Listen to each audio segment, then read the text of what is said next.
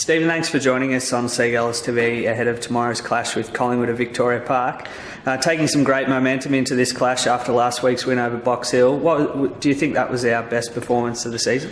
Yeah, I think from year to date, it's probably one of our best performances this year. As you say, it was really good momentum swing for our season. We've had relatively a loss against Essendon 2 weeks ago, so to come back from the bye and Box Hill have been fairly strong all year, and they gave us a bit of a touch up back in round 2, and it was really good for us to bounce back and really just get 4 quarters together. Really impressive after half time as well, a number of key players. So really tough back half of the year for us, and a great way to kick start from a finals campaign point of view.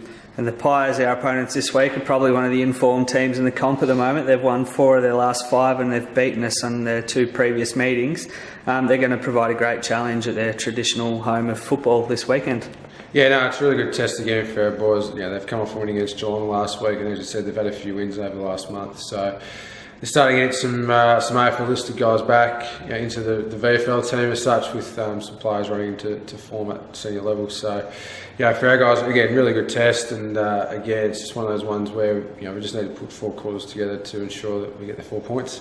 Now, at this stage of the year, with the Under-18 National Championships on, attention starts to look at who might be draftable at the end of the year, and there's been a few Seagulls players in the spotlight and a few articles lately. Yeah, again, a few of the boys performing well across the season and in the previous years as well. So Michael Givens, best on ground effort on the weekend. He continues to get a bit of a mention at AFL levels, but just can't quite crack it at the moment. So again, hoping he can get another look at this year.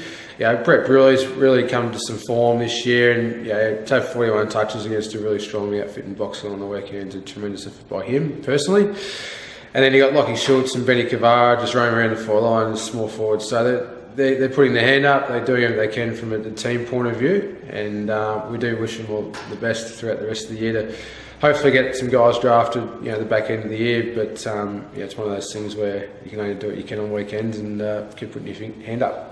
Absolutely. No development game this week, so it's a standalone senior game, but what's the weekend looking like for our development boys? Yeah, still have a number of boys go back to local footy. It's a really good opportunity for them to get back to their local home clubs, and most of them trained with their local club last night, and then play again over the weekend. It's one of those things with the draw at the moment. We've got a few buys at the moment in development level, so good opportunity, as I say, just for the boys to get back, play with some mates, and have a bit of fun, and come back in next week against a tough game against Port Melbourne.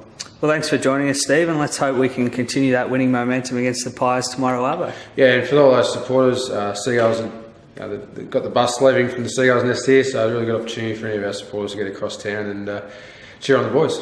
Thanks for joining us. Thanks, Stu.